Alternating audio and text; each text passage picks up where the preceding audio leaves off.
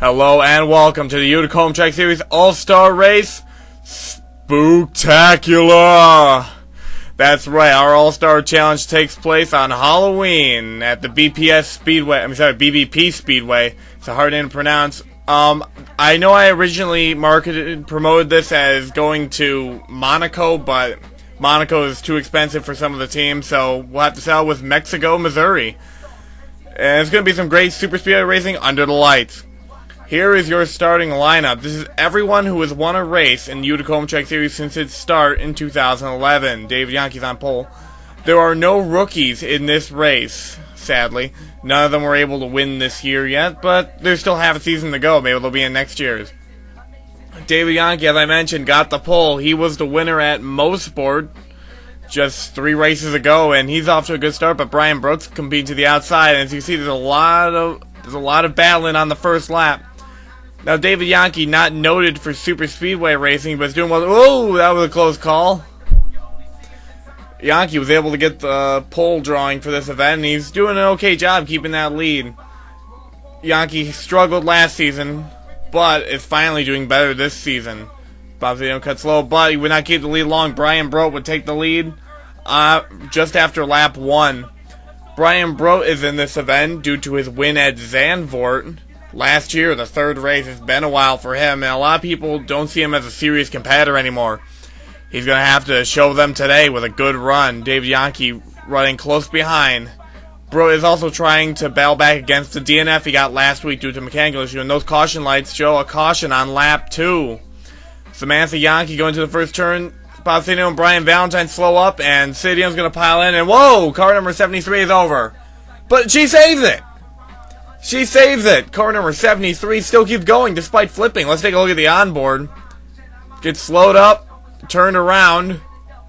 Our Curie in the 10 is going to send her over, but she's going to keep it going at about 98 miles per hour. That's impressive for the Yankee Racing Dodge.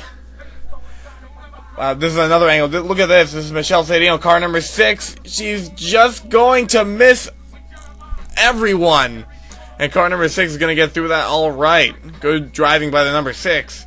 She's in this for winning Zandvoort this year. Caution 2 happened lap 7. We didn't stay caution free for long.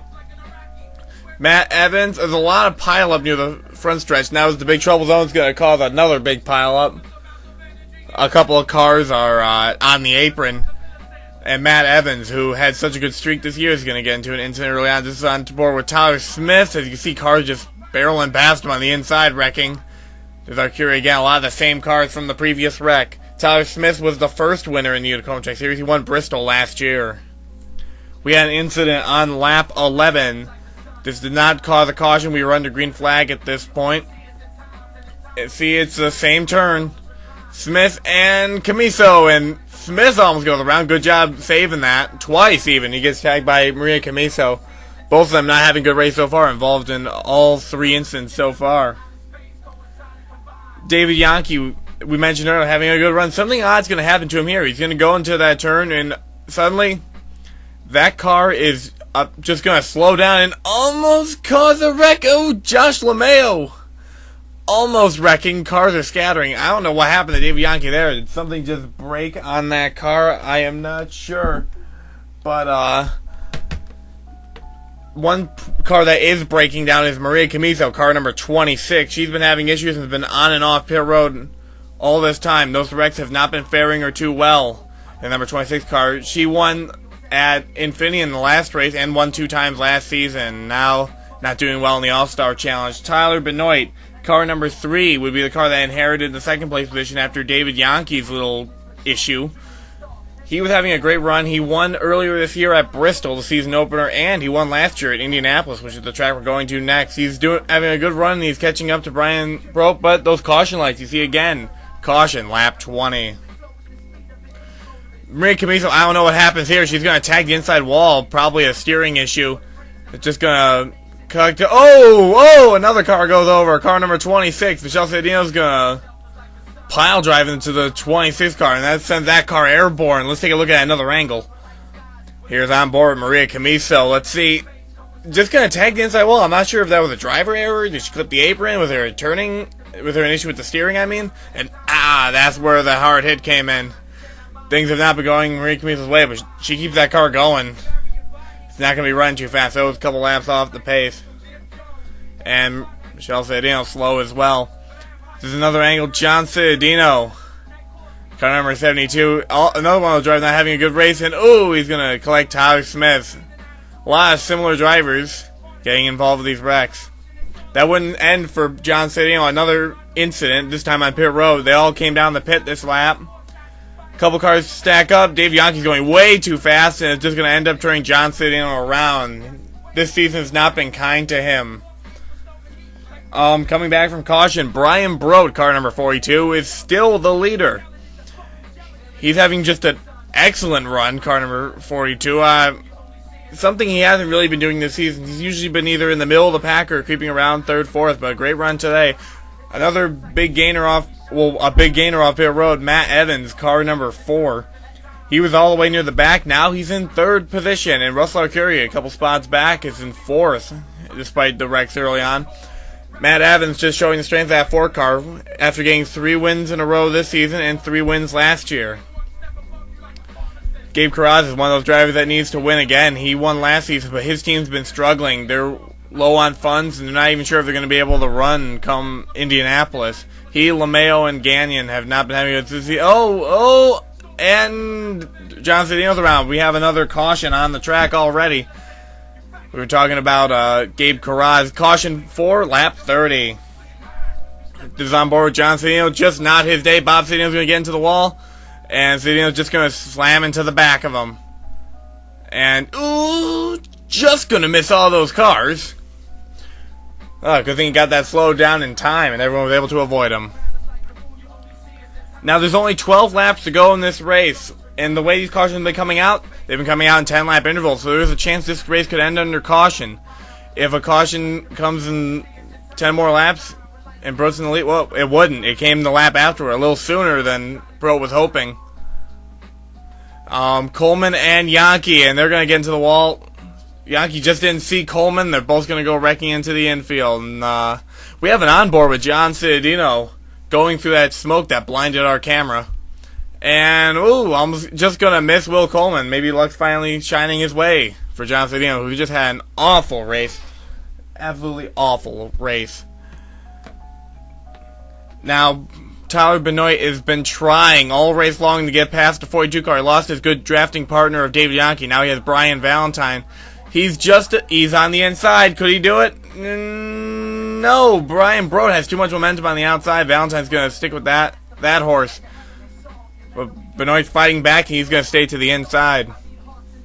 One driver that's having a decent day, Josh LeMayo, who's running in the top 10. However, it's the low top 10, and out of the 16-car field, that's not entirely good. He wanted that prize money to help get his team up and running again, but I'm not sure he's going to do it today. But he's kept that car pretty spotless despite all the wrecks. It doesn't look too bad, his vehicle. There's just a couple small dents as Robert DeFrank races him on the inside.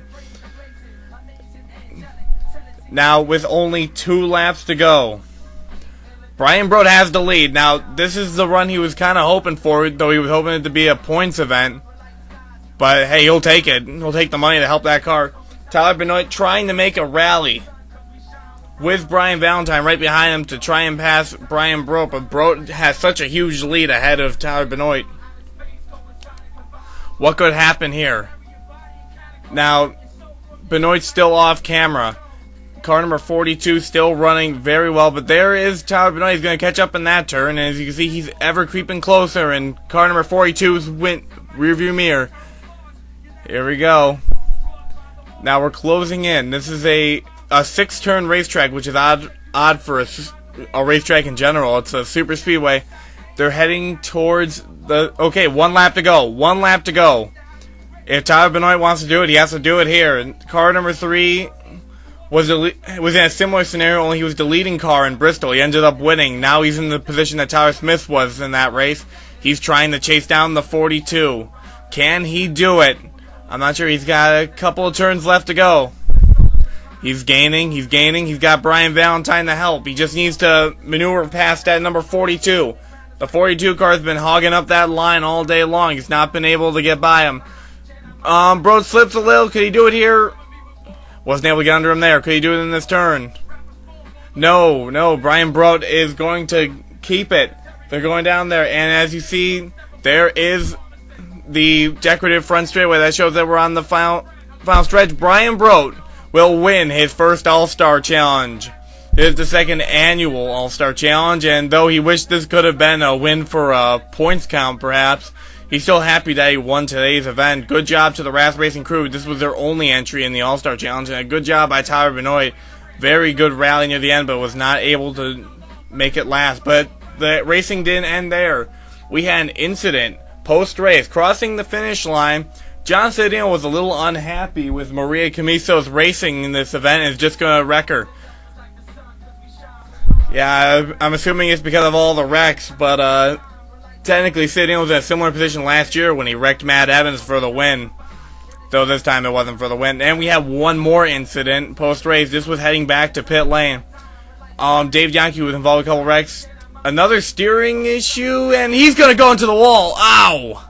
And Sister Samantha is going to pile in. Ow! That was a hard hit into the pit wall. This is on board. Oof. I hope he's going to be alright for Indianapolis. He might need a relief driver. But that was the end of today's event. Here are the race results. Brian Brote was your winner, followed by Tyler Benoit, Brian Valentine, and then Matt Evans, who made a good rally back to the front. Robert DeFrank would gain a few positions near the end. Then Bob Cittadino, Gabe Carraz, Tyler Smith, Josh LaMail, and David Yankee rounding out the top 10. Then there was Will Coleman, Robert DeFrank, Samantha Yankee, and John Cittadino, the last cousin in the lead lap. Michelle Cittadino went one lap down due to that contact, and Marie Camiso, a rough night, 4 laps off the pace. Now, the next race is a points event, finally. Indianapolis. Tyler Benoit won there last year. Could he win again this year? Will it be an exciting race? I hope to see you there to find out, and sign-ups are still available. We're still taking sign-ups for the mid-season. See you then. Thank you for watching.